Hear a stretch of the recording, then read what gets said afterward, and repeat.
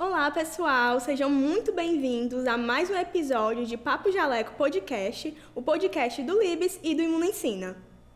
E hoje o nosso podcast vai ser muito especial, com uma convidada que vai falar sobre difusão científica, da sua pesquisa e também do papel das mulheres na ciência.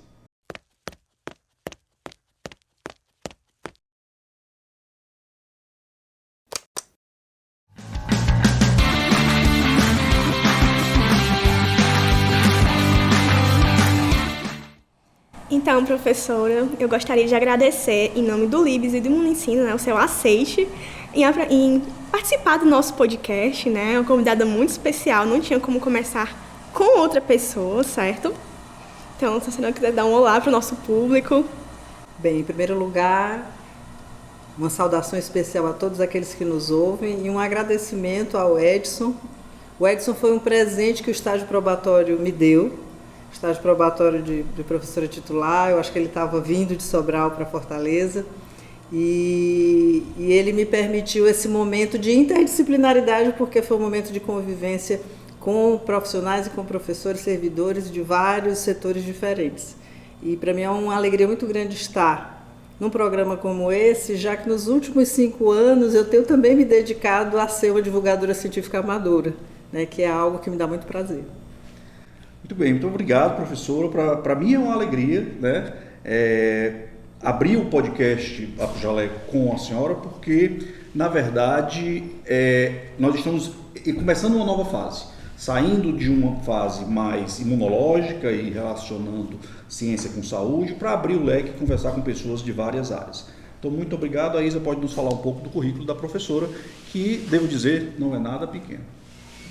Pois é, né? Vamos conversar sobre o currículo da professora Diana, né? Que além de ser a nossa vice-reitora, né? Uma das pessoas ali da gestão da nossa casa, a UFC, a professora Diana é engenheira química, mestre e doutora em engenharia química, além de ser membro associado da Sociedade Cearense de Ciências, entre várias outras funções, né? Currículo gigantesco, de peso, que se nós fôssemos falar dele aqui, né? Íamos passar um bom tempo. Acabava o podcast. Exatamente. Então, só para dar um gostinho aí, para vocês saberem mais ou menos quem é a nossa convidada, mas a gente vai conhecer mais dela ao longo da nossa conversa, certo? Muito bem. Professora, a ideia do nosso podcast é transformar conhecimento científico produzido dentro da nossa universidade para que o público geral possa entender, né? E aí, observando alguns dos seus projetos, a gente ouviu muito, né, leu muito a palavra adsorção, né? E aí eu queria que a senhora falasse um pouco do que é a principal linha de pesquisa do seu laboratório e para que o povo pudesse entender o que é esse negócio de adsorção. Parece com absorção, mas é diferente. Pronto. As pessoas estão mais habituadas ao termo absorção. Absorventes íntimos. Mas essa é adsorção com D de Diana, para não esquecer, né? Então, é um fenômeno parecido, porque é um fenômeno de transferência de fase, então uma coisa deixa de estar num líquido para estar num gás ou para estar num sólido.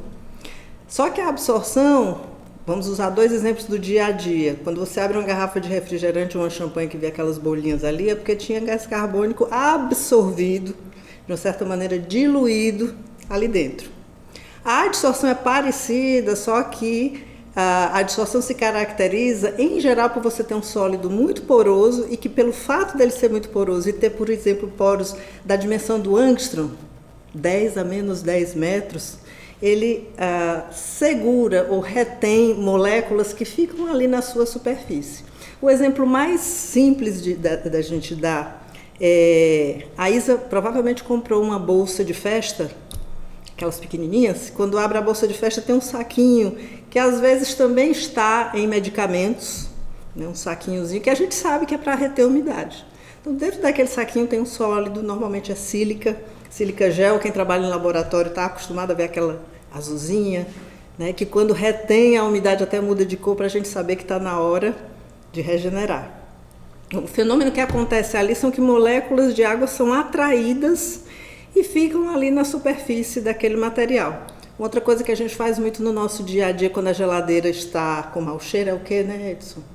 Bota uma cebola ou bota pó de café. Tem gente que bota carvão. Tem gente que bota carvão. Na verdade, o carvão é um adsorvente universal, porque ele vai, em princípio, reter ali na estrutura dele tudo que for de origem orgânica, moléculas orgânicas, e cheiros, cores, são moléculas orgânicas. O açúcar cristal, que a gente tem que é branquinho, né, quando ele é produzido, ele não é branquinho daquele jeito, ele precisa de alguma coisa para remover as moléculas que conferem cor. Normalmente também é o carvão. Né? Então esse é o fenômeno da adsorção, é a propriedade que alguns sólidos possuem de reter ali na sua estrutura, e aí ele pode reter permanentemente, e a gente tem que saber o que fazer com aquilo ali, né?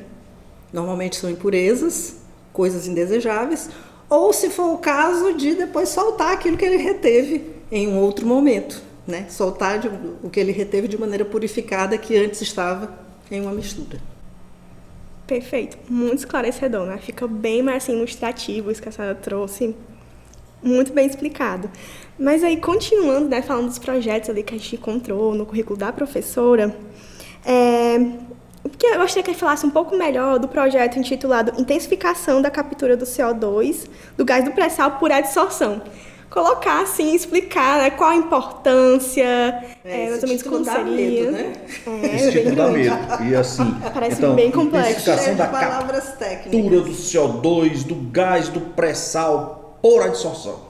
O que muda a vida das pessoas isso? Eu acho que todo mundo já viu em algum lugar que um grande vilão das nossas mudanças climáticas é o agravamento do efeito estufa, ou seja, certos gases estão se acumulando na atmosfera e fazendo ali uma couraça que aprisiona o calor gerado e, portanto, muda todo o nosso clima. E um dos gases que é liberado, é emitido em maior quantidade é o CO2, o gás carbônico. Então, o fenômeno que eu acabei de explicar, se eu encontrar um material que goste muito de CO2, eu posso utilizá-lo para reter o CO2 de onde ele é emitido. Isso normalmente é preconizado para fontes estacionárias, por exemplo, uma termoelétrica. Por exemplo, o gás natural que se explora nos poços do pré-sal. Estamos chegando lá no projeto. Ele é muito rico em gás carbônico. Então, além do gás carbônico ser um gás de efeito estufa, ele também tira o gás natural da sua especificação. Para o gás natural ser chamado como tal, ele tem que ter teores máximos de certas impurezas, uma delas é o CO2. Então, ele não pode ter mais que 2% de CO2. Mas o subsolo não sabe disso, né? Então, você tem poços ali no pré-sal que tem cerca de 80% de CO2, esse não vale nem a pena explorar, porque é CO2 contaminado com metano, que é de fato o gás que se quer explorar, o gás combustível. Então, atualmente, a grande maioria daqueles poços do pré-sal, que houve toda aquela festa, né? Temos reservas ali na bacia de Campos, a maior parte daqueles poços está explorando petróleo cru, ou seja, em estado líquido, pastoso, sólido. Sempre tem gás natural associado. Mas até hoje, em geral, o que é que se faz com esse gás natural que vem junto com o petróleo? Eles separam um pouquinho do CO2 para deixar o gás natural dentro da especificação, mas usam dentro da própria planta para as necessidades energéticas da planta. Então, em geral, não tem valido a pena até agora beneficiar esse gás natural para trazê-lo para o continente. E vocês vão de convir que é um grande desperdício de reservas, apesar de ser um combustível fóssil, mas o gás natural ainda é o combustível fóssil menos danoso em relação aos demais e que, portanto, pode ser muito utilizado nessa transição energética. Então, o nosso projeto se propõe aqui, desde o desenvolvimento dos tais materiais, aquela sílica da bolsinha, todo mundo já sabe que gosta de água. A gente conhece alguns materiais que gostam de CO2, mas é muito CO2 que tem que tirar. Então, será que a gente consegue modificar materiais existentes, utilizar de processo para torná-lo mais seletivo, que ele só retenha o CO2, não retenha também o metano, que é um outro problema. Né? O carvão é um adsorvente universal porque ele retém tudo que for orgânico, ele não faz distinção. Mas às vezes a gente precisa de um adsorvente que seja mais seletivo. Então, o projeto vai desde isso a possibilidade de intensificar processos. O que é essa palavra da engenharia? Intensificação de processos é você, em um processo, fazer várias coisas, não uma só. Então, eu posso capturar esse CO2 e, mais do que isso, se naquele sólido eu tiver sítios catalíticos, quem lembra dessa palavra catalisador, normalmente ele acelera uma reação química. Eu posso promover, por exemplo, a reação desse CO2 que foi capturado. Porque outra grande dilema que a humanidade se depara é: ok, vou capturar o CO2 de onde ele é emitido e vou fazer o que com ele? Né? A Petrobras, aquela pequena fração que ela separa de CO2, ela injeta diretamente no poço. Então é por isso que ela alcançou prêmios de emissão zero, porque ela separa um pouquinho e bota de novo lá dentro do poço. Mas isso é apenas um dos usos, né? O que fazer mais? Né? Se preconiza colocá-lo realmente em lugares em que ele fique indefinidamente estocado. Mas, voltando para a química, CO2 é uma molécula de carbono e 2 de oxigênio. Tudo que a gente conhece, né, professor Edson? Inclusive os organismos vivos são constituídos essencialmente de carbono. Então, se a gente pensar nisso como um jogo de Lego, não é tão simples como isso, né? Mas eu posso buscar, e aí é uma outra busca, catalisadores que possam fazer o gás carbônico reagir para formar desde metano de novo, ou metanol, ou saindo de combustíveis que eu não quero mais queimar nada, indo para polímeros, enfim, para várias outras coisas que tenham na sua estrutura carbono. Dito assim parece fácil, né? Junto C, para essas aulas de química orgânica que a gente tem no ensino médio, falando para os nossos alunos do ensino médio, um pouquinho mais complicado do que isso. Então, o projeto vai desde o desenvolvimento desses materiais adsorventes / catalisadores até a simulação em nível computacional do que aconteceria com as quantidades que são exploradas nas bacias. É um projeto financiado pela FINEP, mas que tem um interesse direto da companhia, com a qual, ao longo dos anos, a gente vem trabalhando também, a Companhia Petrolífera. Ou seja, essa é uma área de interesse global, não é?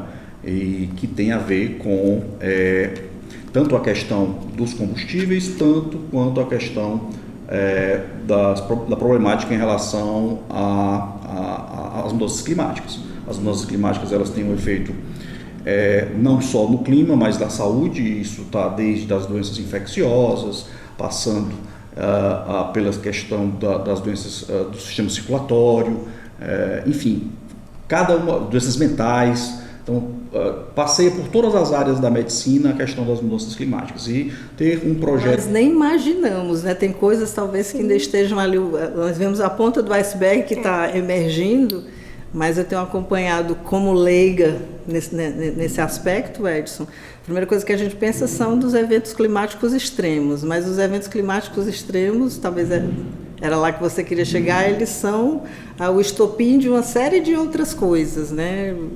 Degradação Sim. da flora, da fauna, a insegurança alimentar e as doenças. Exatamente. Então, esse projeto também envolve essa questão, né? O que fazer com o CO2? Indiretamente, sim, essa questão sim. Eu ia dizer que indiretamente sim, a questão das mudanças climáticas e da transição energética, isso é verdade. Tem um projeto seu que fala do uso da inteligência artificial nesse processo de captação do CO2, é correto sim. isso? E aí, isso é uma coisa que a gente pode imaginar que os pesquisadores, pouco a pouco, vão ser substituídos também pela inteligência artificial? No caso do projeto específico, nós chegamos lá ainda. A gente usa a inteligência artificial clássica, que é o quê? É você apresentar uma série de casos para uma máquina e ela estabelece correlações de causa e efeito que muitas vezes não dizem nada, é uma caixa preta, não dizem nada de por que se eu aumentar a temperatura de entrada aqui dessa corrente, a pureza do CO2 aumenta ou cai. Mas você apresenta uma série você treina, na verdade, a rede como uma criança é treinada, né? Um dia, como eu fiz quando eu era criança, peguei um grampo, enfiei na tomada, ainda bem que não estou aqui ainda. Mas eu aprendi que aqueles 2 furinhos ali não era para a gente mexer. Não sabia que era a eletricidade que tinha causado a reação que eu tive, mas por treinamento eu aprendi isso. Então a gente tenta fazer isso na engenharia. Você pode, voltando para o processo de captura de CO2, como é que ele acontece de uma forma bem simplificada? Eu tenho 2 cilindros que estão preenchidos com aquele material, como a sílica gel, que gosta muito de CO2. Então, no primeiro cilindro eu estou passando o gás natural cheio de CO2 que não me interessa. E aí, durante algum tempo, aquele material vai reter e eu vou obter na saída do cilindro o gás natural nas condições de ser usado pela população. Vocês concordam que vai chegar uma hora que aquela quantidade contida no cilindro não vai mais reter nada.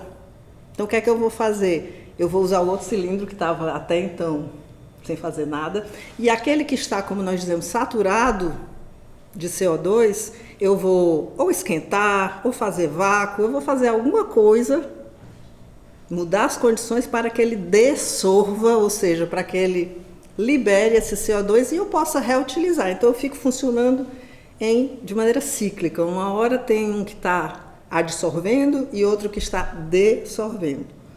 Ora, você simular isso para otimizar, ou seja, minimizar a quantidade de material, minimizar a quantidade de energia que você gasta para fazer isso rodar, maximizar a pureza, são problemas de otimização, que eu posso resolver com modelos baseados em fenômenos de transporte, equações diferenciais, bem carregadas, mas que simulam exatamente o que é que está acontecendo. Ou eu posso usar a inteligência artificial, ou seja, simular várias situações e com os resultados dessas situações o computador entende, se eu aumentar a temperatura aqui vai ter um efeito negativo acolá ou positivo acolá. E a partir daí, ou seja, de um treinamento, eu poder, novamente, otimizar as condições, ou seja, produzir o que eu quero com o mínimo de energia e, no fim das contas, com o mínimo de custo. Então, é a inteligência artificial nesse sentido. Ela não é como nós chamamos, generativa. Ela não tem novas ideias. Jamais a máquina vai me dizer, era melhor tu usar outro adsolvente que foi publicado bem ali por outro grupo, em vez desse aqui. Ela precisa que o pesquisador diga, não, eu acho que se a gente colocar aqui na simulação as características de um outro material que alguém lá na França sintetizou e eu tenho aqui os dados dele, isso melhoraria. Então, a tua pergunta é muito desafiadora, se o pesquisador vai poder ser um dia uma máquina. Talvez para algumas coisas sim. Meu orientador fazia contas de raiz quadrada exponencial de cabeça. Ele tem 30 anos a mais que eu. E eu ficava assim, como é que ele consegue? Antes que eu digitasse aqui na calculadora, ele já conseguia fazer. Então, a gente ao longo, nossa geração não, a minha geração, Edson, que é a geração X, eu acho que viu muita coisa acontecer que a gente jamais imaginaria. É a nossa geração. E, na verdade, vai ser preciso sempre um pesquisador para dar o prompt do comando, né? O comando para que a inteligência trabalhe para a gente. Eu quero crer que sim. Eu tenho visto umas coisas que têm me assombrado, né? Ou seja, você pedir a um algoritmo que faça uma pintura da minha casa, está aqui a foto da minha casa, mas no estilo Dalí. E ele faz. Compõe uma música no estilo Beethoven, ele compõe. Então a gente está vendo coisas que nos assombram hoje em dia, mas eu ainda quero crer que haverá sempre um lugar em que o ser humano é insubstituível. Falando ainda dos seus projetos, mas essa pergunta eu vou deixar a Isa fazer, vamos sair um pouco do CO2, que para nós é um problema, e vamos entrar no hidrogênio como alternativa. Isa. Pronto, professora, já que a gente estava falando de questões ambientais, como isso pode impactar nas várias esferas da sociedade, a pergunta que eu tenho para a senhora é justamente essa: como essa questão do armazenamento, da produção desse hidrogênio sustentável pode impactar, né, a questão ambiental e na saúde das pessoas? Tem muitos aspectos aqui para colocar a respeito disso. Mas, enfim, qual é a ideia? A ideia é que a gente vá se livrando de tudo que emite gás carbônico. Né? E aí, se a gente pensar no que emite gás carbônico, aqui no Brasil, a nossa matriz energética, ou seja, quando você liga um equipamento na tomada, a nossa energia elétrica, ela é mais de 80% renovável, aqui no Brasil. A gente tem uma história muito longa de energia hidroelétrica, que tem baixas emissões, nada ou quase nada tem zero emissões, mas ela tem muito baixas emissões, e particularmente aqui no Nordeste a gente entrou dentro do grid, ou seja, do Sistema Nacional Interligado de Energia, com eólica e com solar. Nos carros a gente tem um programa super bem sucedido, que é o programa do etanol. Libera CO2 também, libera, mas libera menos do que a gasolina. Mas muito menos, né? Sim, muito bastante menos. É só olhar a molécula, né? Uma molécula de etanol tem 2 carbonos, ou seja, ao queimar vai gerar uma vai gerar 2 de CO2. A da gasolina tem de 6 a 7 carbonos. E até por isso que a autonomia do carboidrato é menor, né? Porque o poder calorífico também é menor. Mas, enfim, voltando, a nossa energia elétrica no Brasil ela é quase que 80% renovável. Isso não acontece no resto do mundo, né? Então, historicamente, a máquina a vapor, né, que foi a primeira que, de fato, gerou ou transformou a energia térmica em energia elétrica lá na Revolução Industrial, Estados Unidos, China, ou seja, as grandes economias internacionais estão muito fortemente baseadas em energia térmica, em eu queimar alguma coisa para produzir energia elétrica. E nós estamos vendo que não vai ter escapatória, nós estamos perto até de um ponto de não retorno se a gente não reduzir drasticamente as emissões de CO2. Se o Brasil fosse um planeta, provavelmente a gente não estaria na situação em que estamos, apesar da gente não ser santinho, não, né? Quando nós desmatamos, por exemplo, nós deixamos de ter um sumidouro de CO2 importante, né? Algo que consuma o CO2. Mas a gente está no mesmo planeta que a China, a gente está no mesmo planeta que os Estados Unidos. Então, qual é a solução? Bem, se a gente continuar a gerar energia por reação química ou combustão, que é uma maneira muito eficiente, a gente tinha que pegar alguma coisa que queimasse, entre aspas, sem emitir CO2. Essa coisa é o hidrogênio.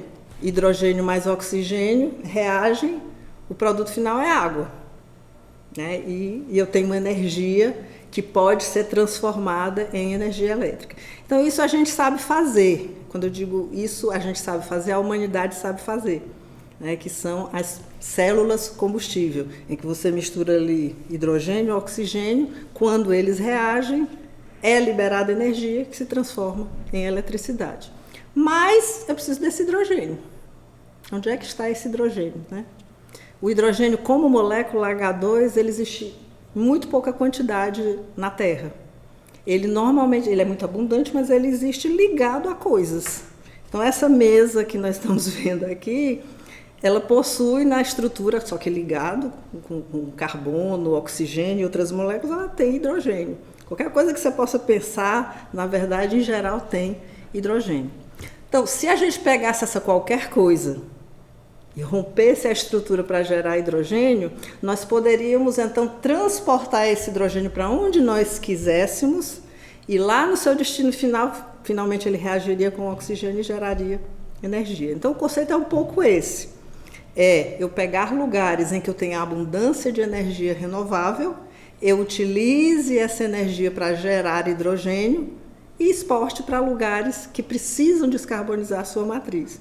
Isso porque a gente não consegue conceber um cabo que atravesse todo o oceano e vá até a China, né? Porque o mais fácil seria isso. Vamos pegar aqui o nosso sol e o nosso vento, colocar transformar em energia elétrica e um cabo de transmissão que tem perdas também, né? Então, na falta disso, para grandes distâncias, a solução é gerar hidrogênio a partir de fontes que sejam renováveis e estejam abundantes em um determinado lugar, e esse determinado lugar, em geral, é essa franja equatorial, né? Estamos falando aqui do Nordeste do Brasil, estamos falando de Marrocos, estamos falando ali, olhando para o outro lado da Austrália, gerar hidrogênio e transportar para os mercados que precisam se descarbonizar. Parece fácil, né?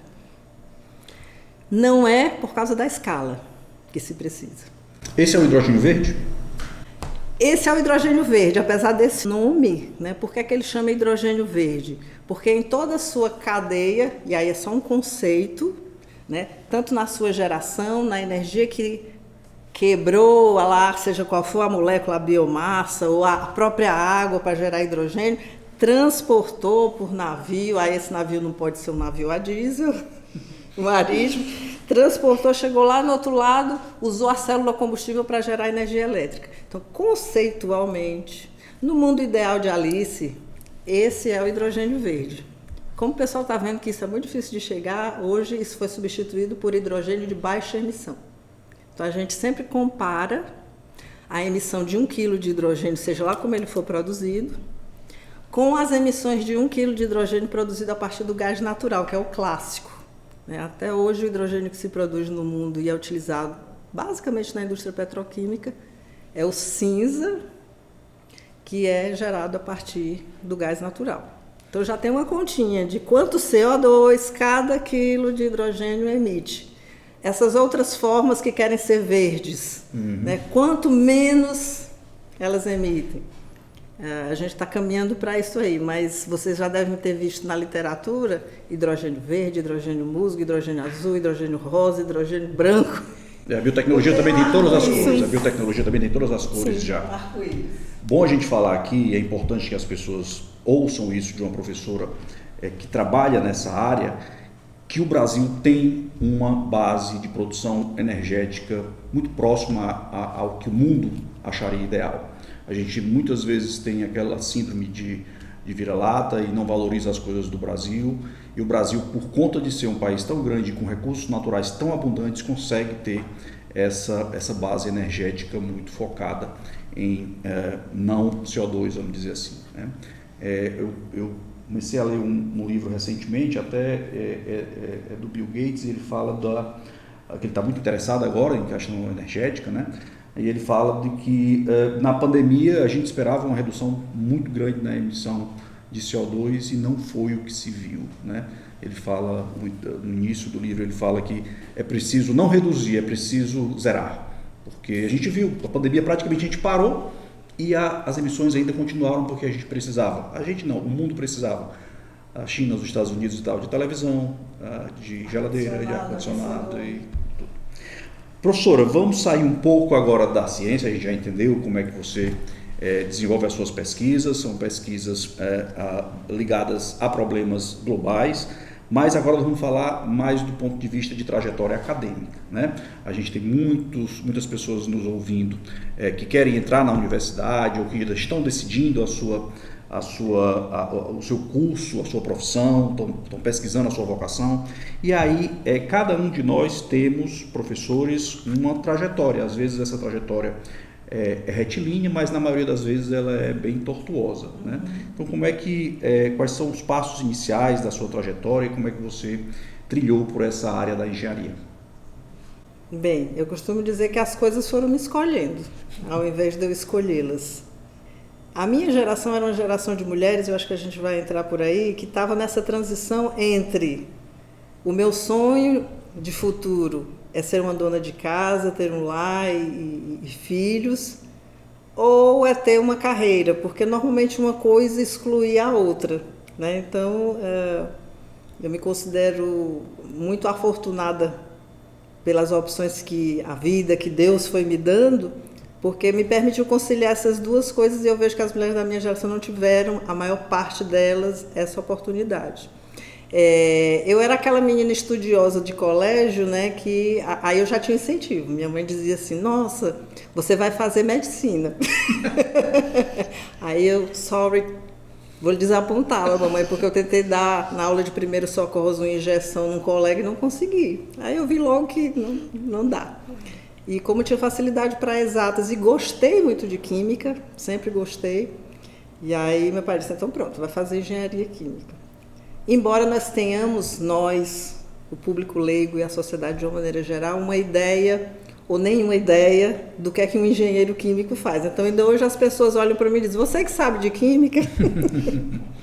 Então, o engenheiro químico sabe muito pouquinho química, em comparação com o químico, né? Só a suficiente, enfim, para ele poder projetar os processos e dentro da sua área mais específica de atuação se mover. Então, foi assim que eu fui para a engenharia química. Eu acho que a grande maioria das pessoas aqui no Ceará se direcionam para esse curso, até porque nós não temos uma tradição de indústria química muito forte. Então, alguém que gosta de física, química e matemática, engenharia química, por que não? Né? E ao final do meu curso de engenharia, nós estávamos no fim dos anos 80 e o Brasil passava por uma recessão econômica brava. Então, nem tinha emprego na praça, nem tinha concurso, porque o sonho das primeiras gerações de engenheiros químicos, que foram os anos 60 e 70, milagre brasileiro, era se concursar numa Vale do Rio Doce, numa Petrobras, numa grande empresa nacional ou multinacional. Esses concursos já não havia. Ao mesmo tempo, eu fiz toda a faculdade dando aulas de inglês. Tardezinha para de noite dava aulas de inglês. Isso foi excelente, né? Porque me permitiu manter o nível da língua e me permitiu entender que eu amo ensinar. que eu gosto muito de estar com gente, que a coisa que mais me preenche é ver o processo de emancipação intelectual de alguém. E aí meu pai disse, bem, já que não tem emprego, você gosta de ensinar e de engenharia, vai fazer mestrado. Então por isso que eu vou dizendo que as coisas foram me escolhendo. Né? E fui fazer mestrado na Universidade Federal de São Carlos e foi lá que eu conheci a adsorção com D. Certo. Que também me escolheu, né? O professor que oferecia o tema, que era usar a adsorção para desidratar o etanol até chegar ao etanol 100%, aquele que a gente bota aqui no Brasil na gasolina, né? E que também é um sucesso em termos de sustentabilidade. Então, foi o tema que me escolheu. E ao concluir o mestrado, havia uma vaga aqui na UFC para professor assistente, que é aquele tipo de concurso para profissionais que só têm o mestrado, cada vez mais raro, principalmente nas universidades de capitais, mas na época ainda havia essa possibilidade. E eu fiz o concurso já matriculada no doutorado, porque eu achava que não ia dar não, porque o programa do concurso era meio pesado. Bem, nos sorteios dos pontos, chegaram os pontos que eu tinha preparado bem.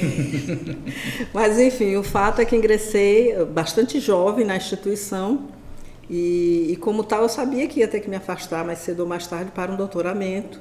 Isso foi um estímulo da minha unidade acadêmica. Havia vários professores na mesma condição que eu, ou com mestrado ou com doutorado no meio, digamos assim.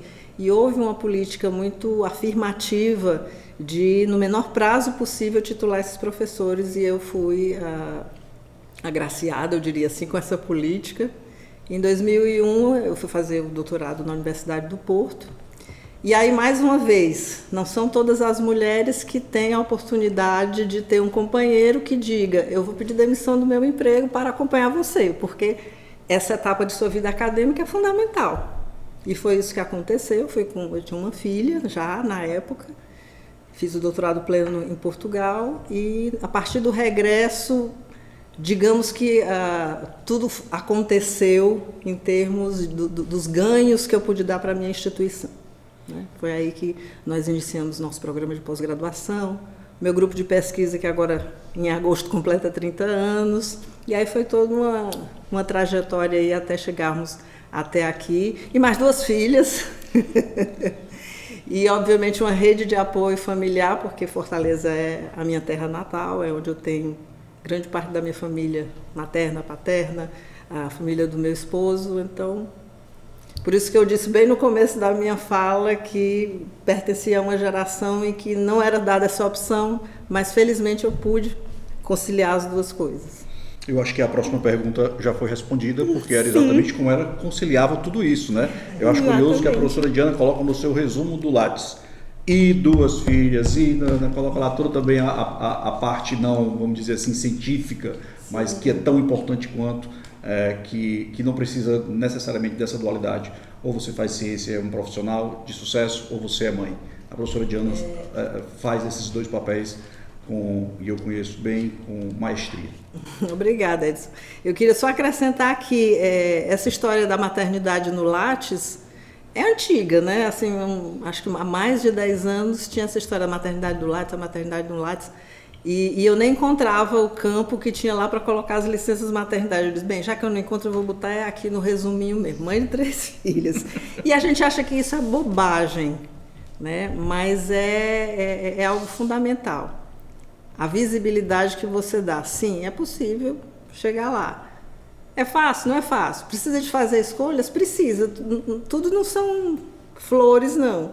Então, tem coisas que você vai se privar. Eventualmente. Você vai se privar de um dia estar no aniversário de uma das suas filhas, porque você está numa defesa, numa missão, não sei aonde. Então, tem a velha culpa, né? E é muito interessante que todos os dias das mães as minhas filhas me dizem de uma maneira ou de outra, não se culpe por nada que você fez ou deixou de fazer. Era o que você podia fazer com os elementos que você tinha. Né? Eu sou muito agradecida, um beijo a elas se estiverem assistindo, porque elas sempre reafirmam isso para mim várias vezes. Mas é muito importante eu ver esse tipo de relato, porque quando a gente vê o cientista, o pesquisador, né, quem está no meio acadêmico, às vezes vê como uma pessoa que só tem aquilo, não vê o lado pessoal, né? Que ele é um ser humano, ele tem outras demandas, tem as questões familiares, enfim. Então é muito bom ouvir isso, porque a gente sabe que tem muitas coisas ali nos bastidores, né? Tem a questão do marido, filho, muitas vezes mãe, pai, né? Enfim. as questões familiares, e um pescador é uma pessoa como qualquer outra, que tem sentimentos, tem um momento de cansaço, enfim, tem as outras demandas da vida para administrar. É importante ouvir esses relatos. Mas, professora, ainda, né, falando um pouco da sua trajetória, né, a senhora é associada da Associação Cearense de Ciências, né?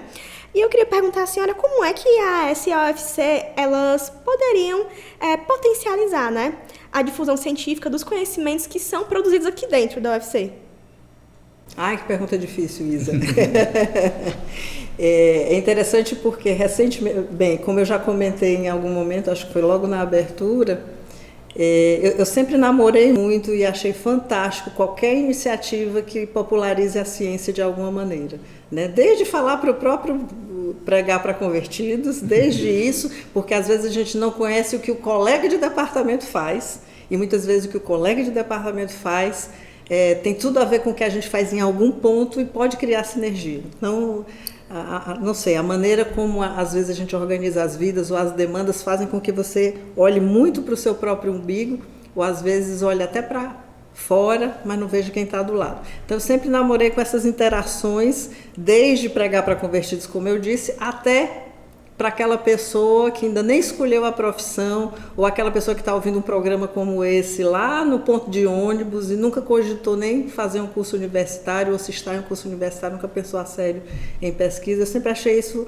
uma coisa fantástica. Só que você tem razão, eu acho que poucas universidades ou poucas instituições tomaram isso de fato a sério e institucionalizaram. E nem sei se a gente pode institucionalizar demais, porque a espontaneidade dessas ações também é a beleza delas, né? Eu digo isso porque recentemente o CNPq já há muito tempo premia os divulgadores científicos com o prêmio José Reis, né? E como eu me tornei a radialista amadora, a gente tem um programa de divulgação científica semanal na rádio Universitária FM. Então eu estava atenta ao prêmio desse ano e tem a categoria instituição nesse ano de 2024. E aí eu conversando com o Eric, que é um dos jornalistas ligados ao UFC, que lida, né, com a agência, com questões mais ligadas à ciência, eu disse: Eric, vamos fazer um compilado, ver se a gente reúne o perfil para concorrer a esse prêmio. Quando a gente foi fazer o compilado, a submissão pedia 15 iniciativas, ou até 15 iniciativas. A gente tinha muito mais do que isso. E é porque eu tenho certeza que muitas coisas ficaram fora do radar, né? E então eu olho assim, eu vou dizer para o Edson: ei, Edson, não faz esse podcast desse jeito, não faz de outro, não, né? Mas você tem toda a razão. E isso é algo que está na minha agenda, digamos assim, a partir desse trabalhinho, dever de casa que a gente teve que fazer para a submissão. Nem sei se a gente vai, de fato, ganhar qualquer coisa, imagino que não, porque tem muito peixe grande por aí, mas eu já fiquei encantada com tudo que a UFC faz. Acho que tem que visibilizar de fato melhor, ou seja, talvez o papel da gestão seja não de sistematizar, mas de garantir que haja essa visibilidade suficiente dessas ações.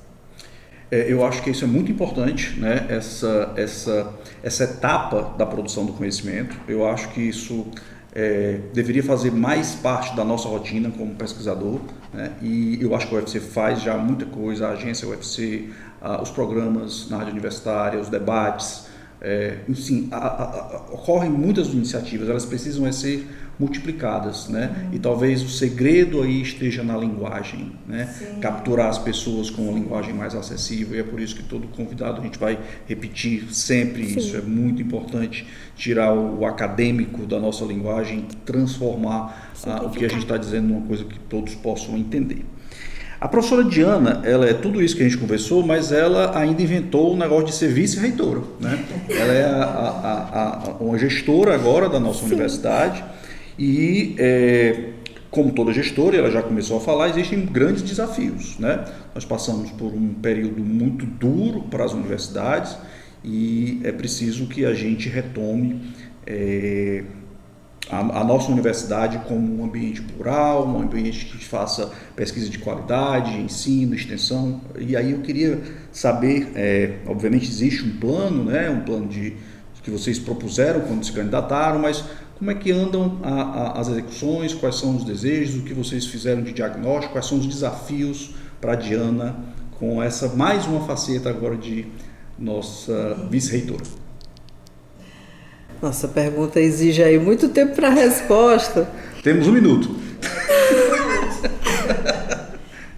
Eu remeteria primeiro, né, ao nome da chapa, quando nós concorremos, que é o UFC Viva e Democrática.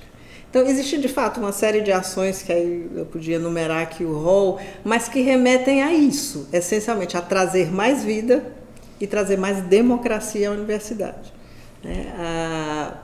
Às vezes as pessoas confundem, né, o fato de nós termos um ambiente, ou prezarmos por manter um ambiente plural, com libertinagem, com excessos, desorganização, sujeira. E isso não é verdade, né? É muito fácil e é muito simplista você colocar um rótulo que porque viu ali alguém com uma roupa que é uma roupa ou uma maneira de estar ou com uma atitude que não combina com a minha crença ou com os meus valores ou como eu fui criada na minha família, que aquela pessoa quer impor para toda a organização sua maneira de estar. É exatamente o contrário.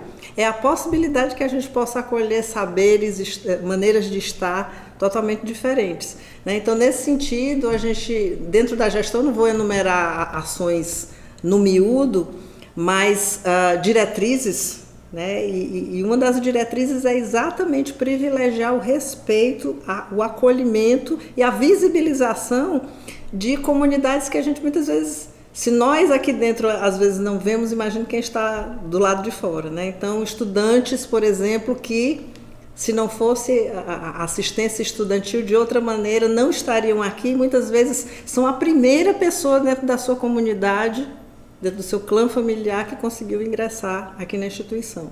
E histórias de outros que os precederam na mesma condição e que fizeram a diferença, nós temos muitas, né? E acho que precisamos, mais uma vez, visibilizá-las mais. A própria questão das mulheres dentro da instituição, né? Nós somos mais da metade em termos de tais. Em termos de corpo docente, ainda somos um pouco mais do que 40%. Em termos de estudantes de graduação, a metade. Mas quando você começa a ir para recortes de certas áreas, nós ainda somos minoria. Se você olha os recortes da ocupação de posições de liderança, de cargos, nós também somos minoria. E muitas vezes, claro, tem vários entraves, mas muitas vezes é falta de visibilização e de letramento. Eu costumo dizer isso muito. Você vai organizar um congresso na sua área e está na comissão organizadora, começa a pensar nos palestrantes, quem é que vem?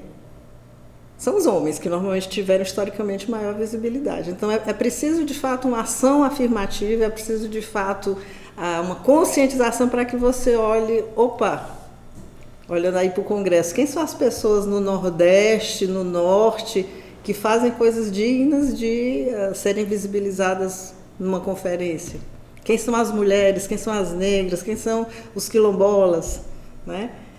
Eu estou usando esse exemplo muito simplista de um congresso científico para mostrar só uma atividade típica no ambiente universitário, mas a linha de raciocínio se aplica para quase qualquer outra coisa, né? O que nós mais temos aqui são comissões. As comissões são todas formadas, ou majoritariamente formadas por homens, dos programas nota 6 e 7, é claro que elas vão estar enviesadas no seu olhar e provavelmente promoverão políticas ou diretrizes que manterão as desigualdades. Então, digamos que como uma diretriz, isso está no nosso radar assim, muito fortemente. Muito bom. Nós já estamos caminhando aqui para o final do nosso podcast, foi muito rico hoje. Eu acho que esse tema de difusão científica e também mulheres na ciência, que é um desafio, né? Um desafio não só de tornar mais visível, mas de ter políticas públicas para equalizar essas questões de gênero, não só nas universidades, mas na sociedade em geral. Eu agradeço a professora Diana por estar conosco e Isa, por favor, faça a nossa despedida. Pronto, professora. Então, para encerrar, né? Eu gostaria que a senhora deixasse uma mensagem, né, aos jovens, principalmente às mulheres que querem ingressar no mundo acadêmico, nas engenharias, né, que querem não ir no cenário muito dominado por homens. Então, o espaço aqui é da senhora. Eu vou deixar uma frase mais clichê impossível, que foi a mensagem que me foi pedida no Dia Internacional das Mulheres, que é, isso vale não só para as mulheres, é que ninguém defina o que você quer da sua vida. Então, que ninguém lhe diga que você não é capaz, que não vai dar certo, que é muito difícil, que é muito complicado. E no caso das mulheres, a primeira pessoa que diz isso para elas, em geral, são elas mesmas. Então, é uma mensagem para dizer que seja feliz na imperfeição, porque muitas vezes a gente só quer fazer as coisas se tiver exatamente como a gente gostaria, as condições ideais, tudo perfeitinho. Acolha e veja a beleza na imperfeição e nunca permita que nada ou nenhuma circunstância defina suas escolhas. Ai, perfeito, professora. Eu gostaria de mais uma vez agradecer a presença, o aceite em estar aqui no nosso podcast. Foi uma honra estar aqui com a senhora. E também eu quero avisar os nossos ouvintes, mais uma vez dizer para não deixar de acompanhar as nossas redes sociais, tanto aqui no YouTube como nas demais redes, como Instagram, TikTok. E até o próximo episódio. Tchau, gente. Até o próximo episódio.